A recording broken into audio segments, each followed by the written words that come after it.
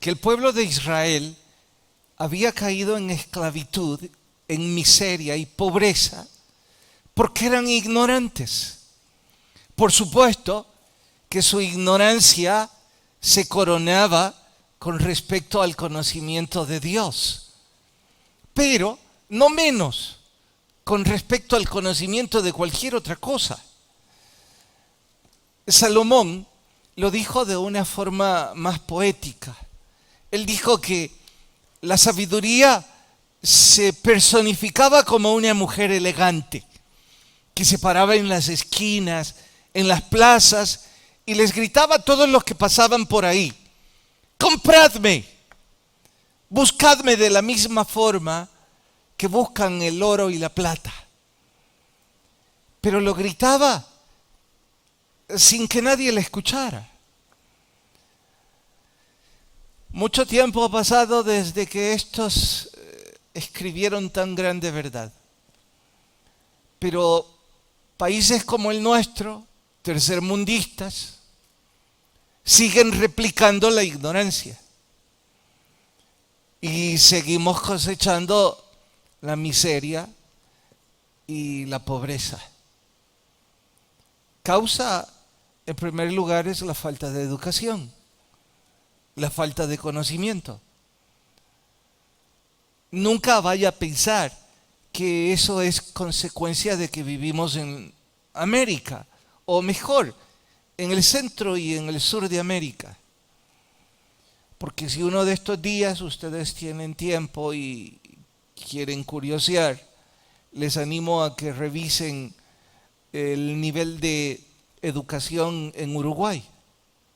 Basta con que le pregunten a Google y se queden boquiabiertos, como fue sorpresa para mí.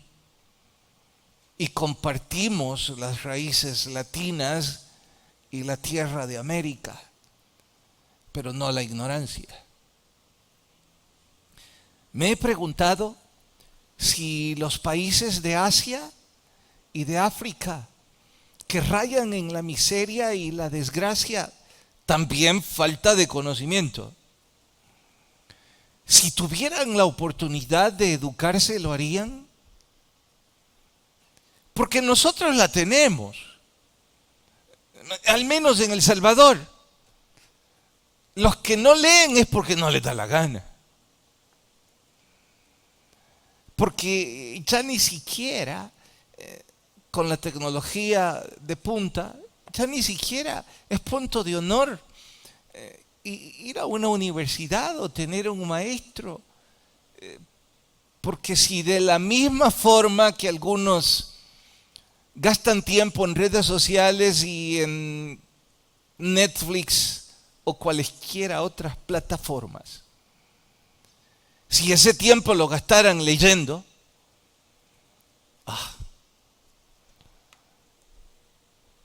no estaríamos en el grupo de mi pueblo perece por falta de conocimiento.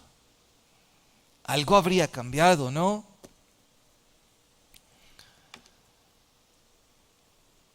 ¿Es esto una queja? No, es una preocupación que como instructor de la Biblia tengo el deber y el privilegio de hacerla.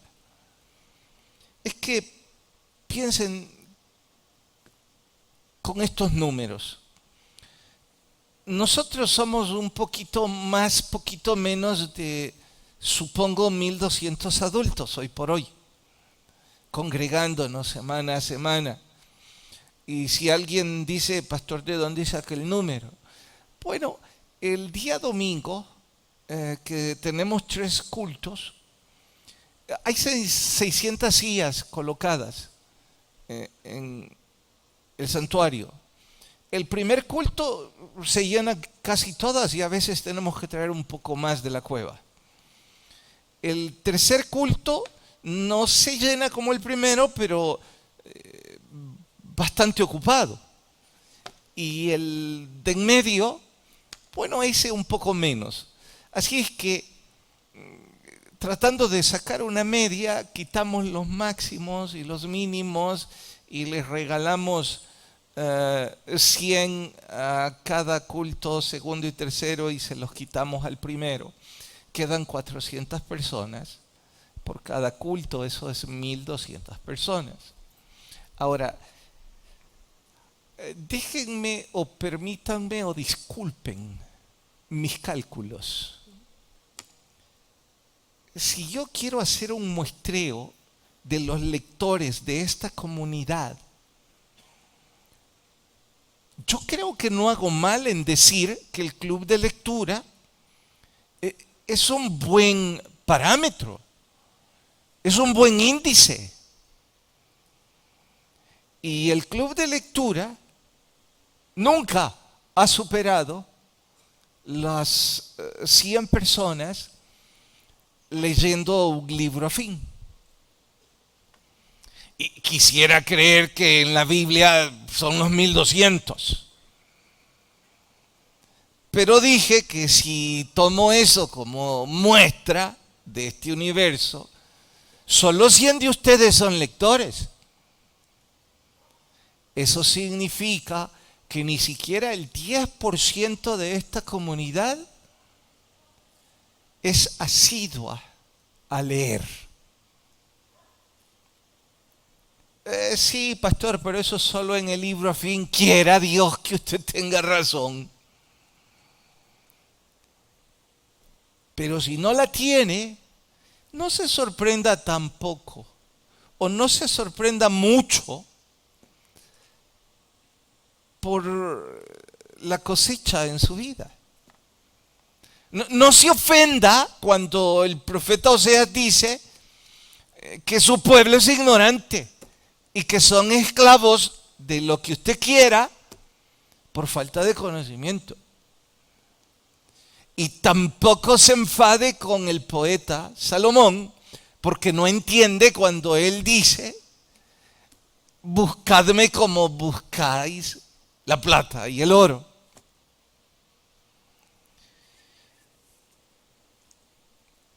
Estas semanas que nos anteceden, he tenido 2 o 3 consejerías con matrimonios y no voy a ser indiscreto, pero voy en forma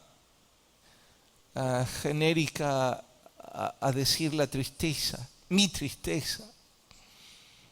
Uno de ellos no era de la iglesia, pero en resumen, el común denominador de los problemas que han estado viviendo es raíces de amargura o ira acumulada que les ha llevado a conflictos serios. De hecho, la pareja que no es de la iglesia incluso se ha separado ya. Bueno, a las 3 parejas les he preguntado: disculpen, ¿están en el club de lectura? Y las 3 parejas me han dicho que no. Y digo mi tristeza, porque yo creo, después de haber escuchado sus problemas, yo creo que sus problemas no estaban ni están al borde del abismo. Y yo creo que son rescatables. No es que yo sea un experto, pero después de haber escuchado mucho o sufrido algo, puedo augurar y decirles con entusiasmo: miren, no están tan mal, sus problemas ni siquiera son infidelidad, que regularmente la infidelidad es uno de esos puntos a veces que llevan al punto de no retorno. Pero no, ellos ni cerca están de ahí, pero están sufriendo y se están lastimando y están lastimando a sus hijos. Y si ustedes me preguntan, ¿y qué tiene que ver el club de lectura? Bueno, que estas semanas que nos antecedieron leímos el libro de El enojo de Gary Chapman. Les conté antes de empezar que era un gran escritor. Hay cuando menos 5 de los incluidos en el club que me han escrito sugiriéndome: hey, pastor, ponga este título en el top 10 de los más leídos o de los que deberíamos leer. Haciendo eco a que yo mandé un listado. Y yo no sé si debería o no debería. Lo que sí puedo decirles con mucha certidumbre es que he sido edificado sobremanera leyendo este libro. Fue como ir a la iglesia de este escritor, sentarme en primera fila y como si mi mente fuera una esponja, tratar de recibir todo lo que pudiera. Y quiera Dios que yo logre cosechar el esfuerzo, porque el tesoro aquí es inmensurable. No más como ejemplos les quiero decir, porque ya lo terminamos. Para los que no lo leyeron y tienen problemas con su carácter. No se anticipen, yo tengo problemas con mi temperamento, pero no lo elegí por eso, ni siquiera lo elegí. Ya estaba aquí en la librería. Claro que cuando lo vi tenía un poquito mayor interés. Como mayor interés tengo también en el que viene. El que viene, perdonen, antes de llegar aquí, el que viene fue escrito por Charles Spurgeon. Y antes les he comentado que es llamado el príncipe de los predicadores por casi todos los seminarios y es referente en casi todas las denominaciones. Lo han ocupado en los últimos 50 años pentecostales, bautistas, asambleas de Dios, presbiterianos de la misma forma. No en vano es llamado el príncipe de los predicadores, al menos historia contemporánea. Yo nunca me puse una meta de cuántos libros debo leer. ¿Cuántos libros debo leer por mes? Sí tengo alguna y no es ninguna de la que puedo sentirme orgulloso, pero al menos supera el 1 punto y algo en libros. Así es que no me siento orgulloso, pero tampoco me sentía avergonzado. ¿Saben que Spurgeon leía 6 libros, además de la Biblia? 6 libros por semana. Por semana. Ahora reflexiono, con razón era el príncipe de los predicadores. Su iglesia estaba en Londres. Yo no recuerdo la fecha en que el evangelio empezó a hundirse en Europa, en el viejo continente. Pero cuando Spurgeon predicó ya estaba hundido. Igual o peor de hundido que está hoy, excepto en 2 o 3 países. Pero por supuesto en Inglaterra, hundido. Pero en ese contexto, la iglesia que empezó a pastorear Spurgeon eran miles, un poco más de 10,000. Y una de las cosas que más llama la atención en su biografía es que la gente hacía fila bajo la lluvia y bajo tormentas de nieve. Hacían fila para poder entrar. Entonces yo pienso ahora, ¿cómo no voy a querer escucharlo o leerlo? Y yo pienso ahora, ¿cómo puede alguien con tanta información a nuestro alcance no querer dedicar, además de la lectura de la Biblia, 15 minutos al día para salir de la ignorancia? Al menos un poco. Y yo no me lo explico. Escuchen algunas de los temas que me edificaron y me tuvieron anonadado todas estas semanas. La diferencia entre el enojo implosivo y el enojo explosivo. Alguna vez creí que guardar silencio en medio del enojo era una estrategia que alcanza sabiduría, pero acabo de aprender que no, que hay un gran riesgo porque eso puede ser un enojo implosivo. ¿Y qué es eso? Bueno, la ilustración es simple.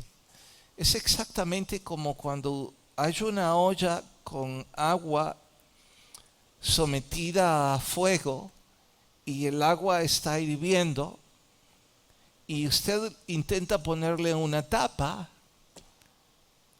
Usted no sabe hasta qué punto la ebullición va a hacer que eso explote. Porque usted no logró cambiar la temperatura ni minimizar lo que el fuego está provocando sobre el agua. Solo lo está callando. Y algunos vamos así por la vida en nuestras relaciones interpersonales. Déjenme citar un ejemplo para que descubramos que muchos caemos en esto. Le pregunta quien sea, ¿pero y por qué estás enojado? ¿Qué te pasa? La respuesta de esa persona es nada. No me pasa nada. El mundo entero sabe que nada es porque está enojado. Solo está guardando ira. Pero claro, si no buscamos cómo edificarnos, cómo alimentarnos, no va a suceder. Hay un capítulo completo de cómo manejar mi enojo en mi matrimonio. Lo he leído ya 2 o 3 veces, me sonrío, lo vuelvo a leer y no termino de aprender. Digo por mis errores recurrentes.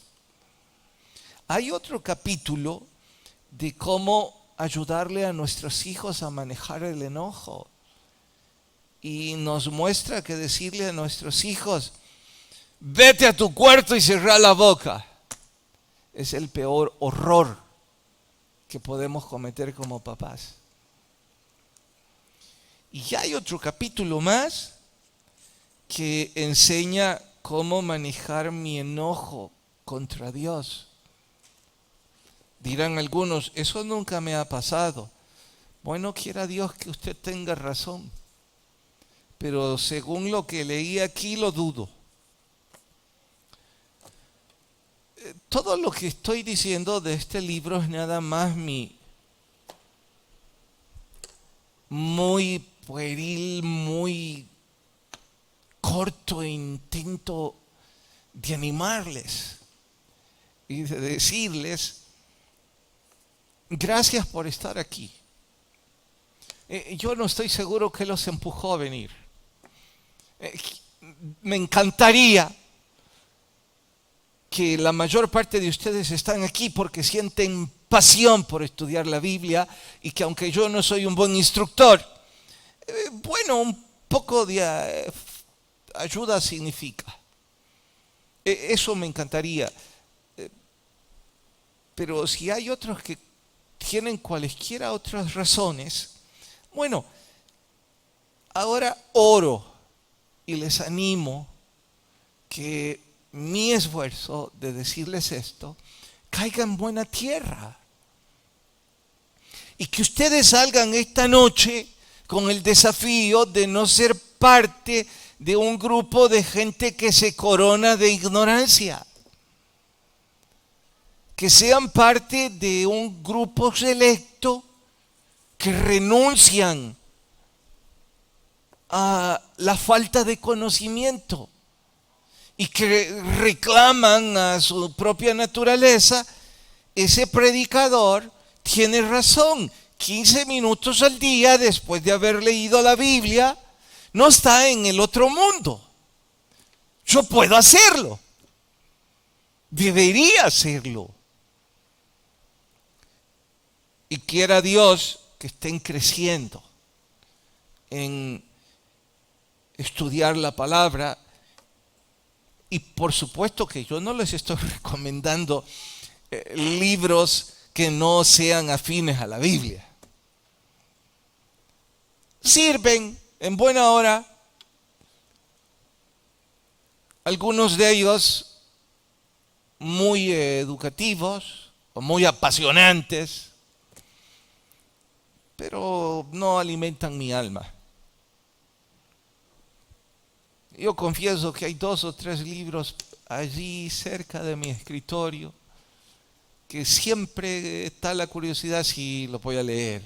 No son cristianos, son tonterías, mis desvaríos. Y alguien dirá, ¿tan desequilibrado está? Sí. Imaginen que quiero leer El arte de hacer la guerra. Y cada vez que se me cruza, me doy cuenta que hay un libro afín a la Biblia, que ese sí es alimento. No, digo que voy a andar leyendo cosas a esta altura. Ahora, miren los que son líderes de esta iglesia, los que son ya predicadores, los que son pastores en las misiones, los que son diáconos, los que son maestros de capilla. Ustedes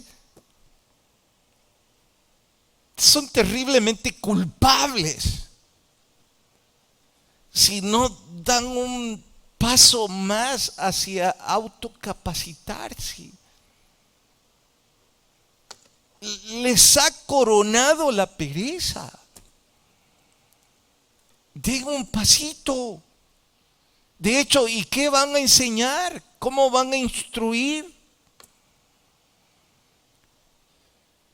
A lo mejor es que yo soy uno de esos con mucha dificultad en mi capacidad, porque ya les digo, mi trabajo es prepararme e intento hacerlo y no de la mejor forma, pero me toca pasar horas en los libros y aún así hay tantas veces que me siento vacío, necesitado, buscando,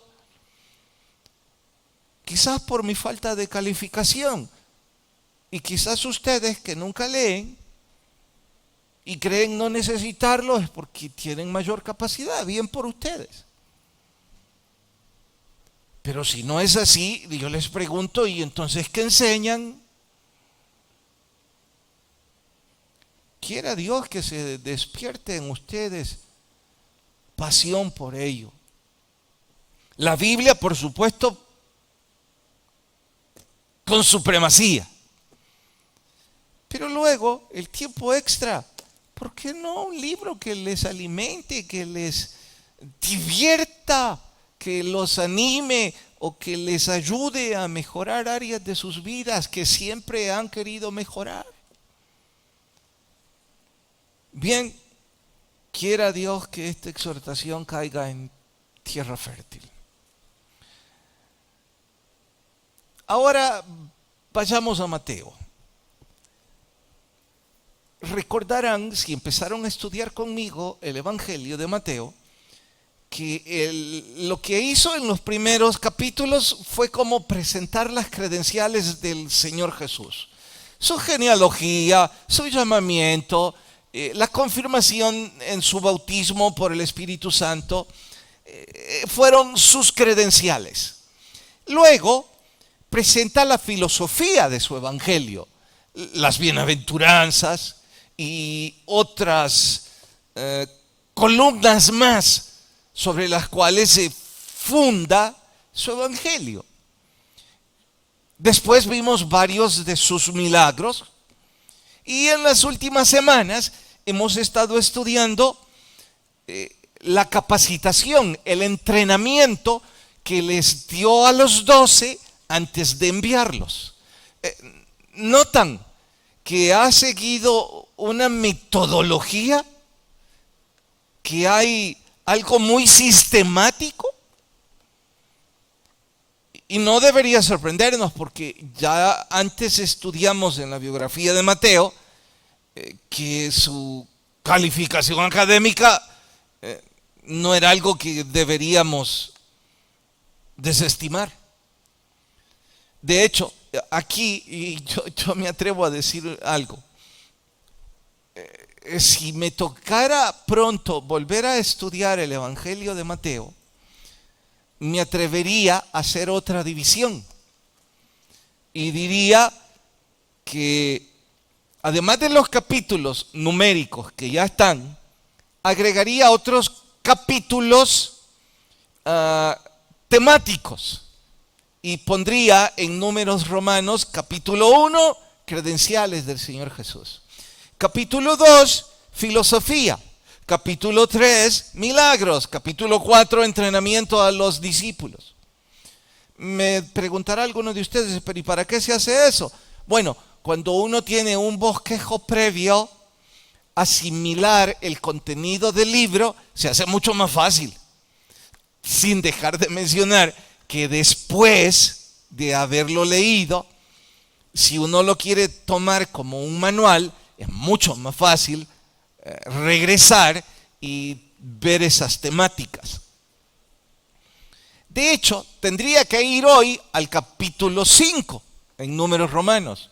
¿Y cómo le llamaría ese? A ese capítulo 5 le llamaría las distintas reacciones ante la evidencia presentada. ¿De qué hablo? Mateo ha estado dándonos evidencia para demostrarnos que el Señor Jesucristo era quien Él decía ser, el Mesías príncipe. Y nos dio suficiente evidencia, credenciales, filosofía, entrenamiento. Pero hubo 4 o 5 grupos que reaccionaron ante dicha evidencia. No todas las reacciones fueron negativas, pero sí, casi todas. Y van desde la duda, yendo por la crítica, el rechazo y hasta la blasfemia.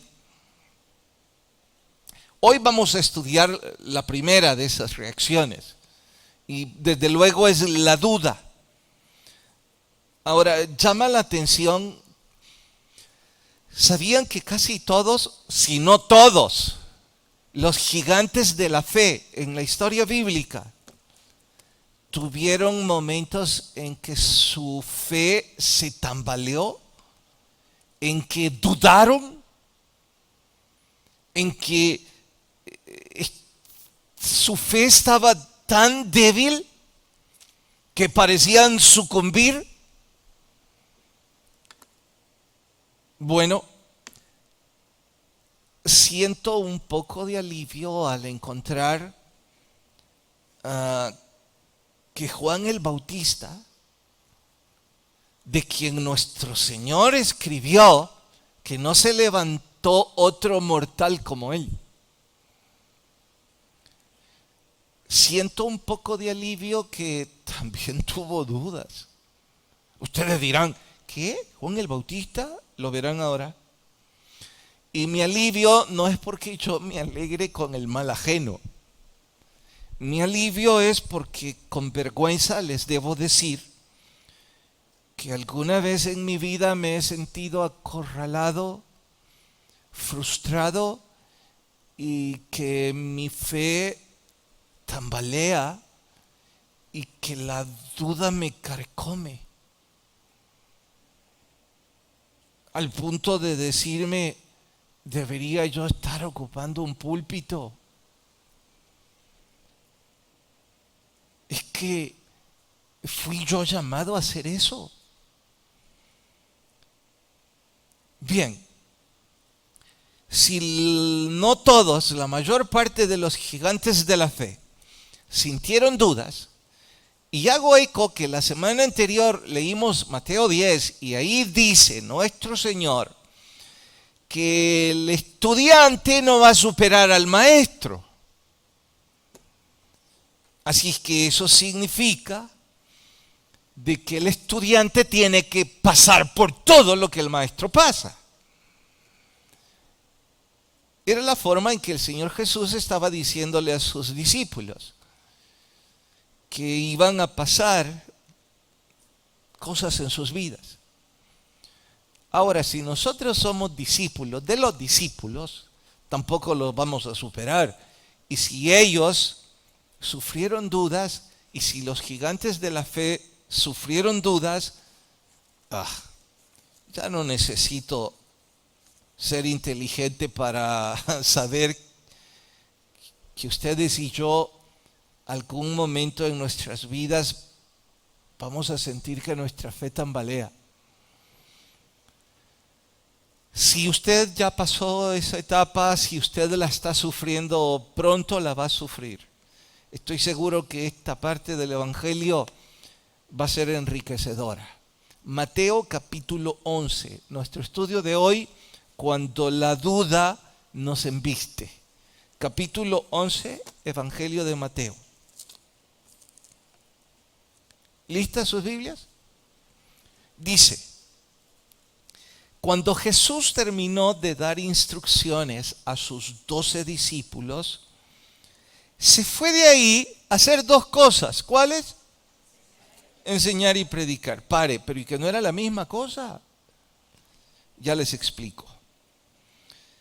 Y al oír Juan en la cárcel los hechos de Cristo, le envió a 2 de sus discípulos para preguntarle: ¿eres tú el que había de venir o esperaremos a otro? Pará, Juan. ¿Y que no estabas ahí cuando el Espíritu Santo descendió como paloma y certificó: este es mi Hijo amado? Ahora resulta que estás dudando. Bueno, hasta ahí leemos y oremos. Señor, necesitamos de tu guía, porque cualquier esfuerzo humano es estéril sin la gracia de tu Espíritu. Necesitamos y te rogamos con humildad que obres un milagro para que todos podamos crecer. En Cristo Jesús los rogamos. Amén. No es la temática principal del estudio de hoy, pero haría muy mal si paso por alto que nuestro Señor Jesús fue a hacer 2 cosas: enseñar y predicar. Debo estar seguro que si Mateo lo puso entre líneas, no, ¿qué va? No está entre líneas. Si Mateo resalta que enseñar y predicar no son la misma cosa, usted y yo deberíamos estar claros que no es la misma cosa. Sí, sé de sobra que en nuestra jerga nosotros ocupamos los términos como si fueran lo mismo o como si fueran sinónimos, y no lo son. Primas hermanas, las palabras tal vez, pero sinónimos no. Y tampoco lo mismo, obviamente. Predicar es proclamar una verdad, es pregonar, es anunciar. Enseñar es instruir, doctrinar y llevar una lección a un discípulo o estudiante. Eso es enseñar. Dicen los libros que las diferencias más marcadas son en la forma y además en el propósito. ¿A qué se refiere la forma? Bueno, la predicación, la forma es un pregón, un anuncio. Pregoneros eran aquellos en la época medieval que, bueno, también en la época antiguo testamentaria, porque aparece un pregón en Nehemías. Me puedo equivocar en el libro que aparece el pregón, pero en fin, eran los atalayas, los anunciadores que el rey tenía para anunciar lo que fuera. Llegaban a la plaza principal y anunciaban lo que fuera. Y se largaban. Hasta ahí llegaba su responsabilidad. Que quienes escucharon, que si recibieron lo que escucharon, no era su asunto. Esa es la forma. En contraste, el instructor, saben, la palabra correcta es maestro, pero a mí no me gusta ocuparla. ¿Por qué? Porque desde donde yo lo veo, el título de maestro ni en broma lo puedo ocupar. Se requiere demasiada habilidad y si se trata con la Biblia, demasiada unción. Entonces yo por eso prefiero instructor. Pero en fin, instructor es el que asiste a un maestro. Así es que el instructor tiene la responsabilidad con un discípulo o con los discípulos, cualesquiera sean el número. Su propósito es enseñar. Su propósito es una doctrina. Y claro, la metodología cambia. La interacción, diría yo también la frustración. Cosa que el predicador no está expuesto. Ahora, yo no estoy diciendo que una cosa sea mejor que la otra. Estoy diciendo que son diferentes.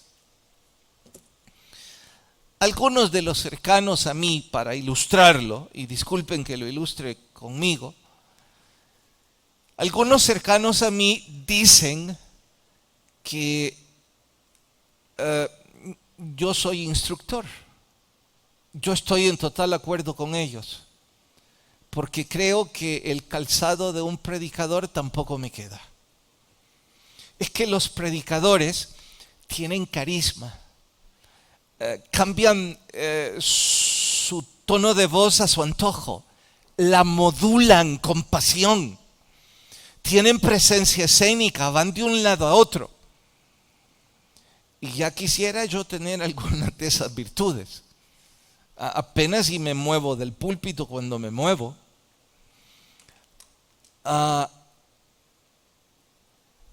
Y dirán, bueno, ¿qué es lo que cambia? No cambia nada, solo entendamos que cada una de estas cosas tiene su momento y su propósito. La predicación o proclamación se ocupa mucho más para el que no ha sido alcanzado, para el inconverso, para el que nunca antes abrió su corazón a Cristo. De hecho, véanlo así. Yo no sé si esta noche hay personas, creo que sí, por sus rostros y porque ya están adormitados. Estoy seguro que hay varios aquí que no son cristianos. Y de hecho, escucharme a mí los adormece más. Necesitan un predicador, alguien con pasión, alguien que cambie su tono de voz. Y de hecho, por ello los predicadores tienen esos dones. Por otro lado, hay una cantidad de ustedes en este auditorio que recibieron a Cristo hace años. Y escuchar una predicación, quizá y solo quizá, los desilusione un poco. ¿Por qué? Porque regularmente las predicaciones se revisten con pregones, con verdades conocidas y no profundas. Bueno, que Cristo resucitó es profundo, pero se deja ahí. Y como ustedes ya lo saben, sentirían un poco de desilusión diciendo, ay, se quedó muy corto. Por ello, disfrutan la enseñanza. ¿Por qué? Porque la enseñanza, su propósito es una lección, nos obliga a profundizar, nos obliga a buscar por debajo de la letra, nos obliga a fechas, nos obliga a contexto y qué sé yo. Y por ello, algunos ya cristianos disfrutan más la enseñanza. Ahora, pastores de misiones, maestros de capilla, líderes de esta iglesia y más que tienen el privilegio de estar frente a otros y hablarles de la palabra. La pregunta para ustedes y para mí es, ¿y cuál es el que vamos a ocupar? Ambas. Ambas. Y depende de su auditorio. En un auditorium como este, obviamente intento, cuando lo consigo, no más solo predicar un 20% o quizás menos. Cuando estoy en un servicio fúnebre, es al revés, predico 80%. Y de igual forma a cada uno de ustedes que ahora comparten conmigo tan grande privilegio de hablarle a otros, pues ahora ya saben la diferencia entre predicar y enseñar. Y vea, los ya cristianos, los que han crecido en la fe, supongo que toda esta información la valoran y la están cosechando. Pero los que no conocen a Cristo están tan aburridos con todo lo que estoy diciendo. Obviamente hay una diferencia, ¿eh? Ahora, si usted tiene ya años en el Evangelio e igual está aburrido, no sé qué hace falta con usted. Tal vez un exorcismo podría ayudar. Volvamos a la temática, la duda, que es el punto principal. Duda es desconcierto, confusión, incertidumbre.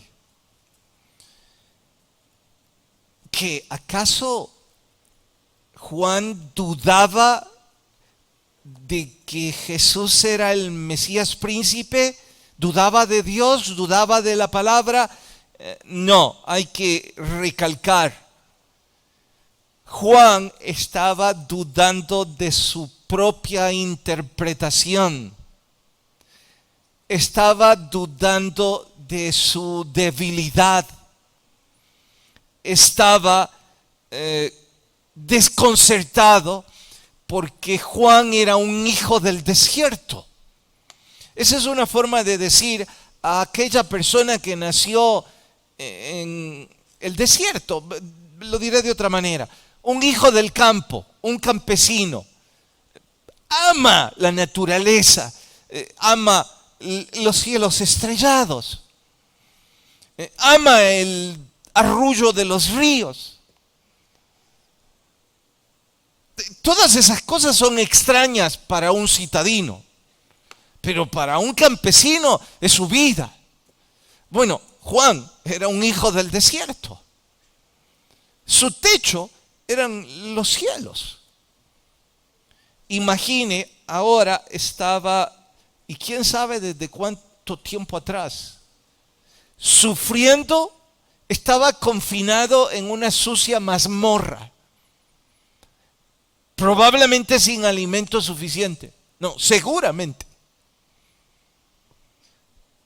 Eso era una tortura para alguien como Juan.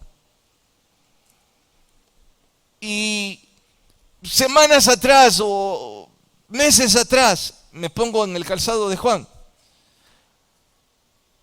veo que el Espíritu Santo desciende y testifica que ese es su Hijo amado, y yo estoy aquí en una sucia mazmorra y Él no viene ni siquiera de visita. Al menos a orar conmigo hubiera venido, sino a sacarme. Quizás yo entendí mal las cosas. Y en tremendo sufrimiento les dice a dos de sus discípulos que consiguieron la visita: vayan y pregúntenle. Qué hermoso detalle que nuestro Señor no le dice sí y tampoco le dice no. Le dice: a las pruebas me remito. Díganle a Juan lo que ustedes han visto. Los ciegos miran, los mudos hablan, los muertos resucitan. eso bastaba. Bueno, aquí hago paréntesis a esa historia para decir, hay cuando menos tres razones el por qué nuestra fe se tambalea o el por qué nuestra fe se vuelve un desconcierto o duda. La primera es la de Juan: sufrir por la causa de Cristo. Él estaba allí por la causa de Jesús. Es probable que algunos de ustedes se vean alguna vez su fe tambalear porque están sufriendo por la causa del Señor, como aquellos de nuestros hermanos que sufren persecución en otros países. O incluso en nuestro contexto, que sufren humillaciones y rechazo por familiares o por quien sea. Es probable. Sin embargo, debo decir que creo que en nuestro contexto la duda por la causa de Cristo no es muy frecuente. Lo que sí es muy frecuente es la duda por estas otras dos razones. ¿Cuál? Número uno, el pecado. Es que, hermanos, el pecado, recuerden, rompe nuestra intimidad con Dios. Entonces, una vida en pecaminosidad es una vida distante de Dios. Y si estamos distantes, ¿cómo no se va a tambalear nuestra fe? La segunda razón, que es muy parecida a la primera, pero no necesariamente un pecado abierto, deliberado o conocido. ¿Cuál es? Cuando no estamos leyendo la Biblia, cuando no estamos orando, cuando no estamos congregándonos de forma sistemática y cuando no estamos sirviendo en un ministerio y de forma sistemática. Oiga esto, cuando una persona no está haciendo esas cuatro cosas, pueden estar totalmente seguros que su fe se va a debilitar, va a tambalearse y quiera Dios no se vaya a un abismo. ¿Por qué? La lógica lo enseña. Véanlo así. ¿Qué es lo que nos hace estar cerca del Señor? La oración. ¿Qué es lo que nos hace aprender del Señor? La lectura de su palabra. ¿Qué es lo que nos hace acercarnos? La coinonía de congregarme sistemáticamente. ¿Y qué es lo que me hace sentir el gozo del Señor? Servirlo. Pero usted no está haciendo bien ninguna de las cuatro cosas. ¿Cómo su fe no se va a tambalear? Ahora, si usted es una persona que dice, bien, entiendo las tres razones y ya sé cuál es la vía, ¿qué hacer? Bueno, ¿qué hizo Juan? Buscó a quien podía darle la respuesta, a nuestro Señor Jesús. Así que ahora puedo decirles y decirme a mí mismo, si uno de estos días mi fe siento que tambalea, por cualesquiera de las tres razones, debo correr a mi Señor y hacer esas cuatro cosas. Mientras estoy haciendo esas cuatro cosas, pueden estar seguros que el pecado se irá alejando. Porque cuando estoy leyendo la Biblia, su espíritu empieza a ministrarme. Cuando estoy orando, su voz empieza a aclarar mi visión. Cuando empiezo a congregarme como hoy, el Señor ocupa inútiles instructores para decirme cosas que necesitaba oír.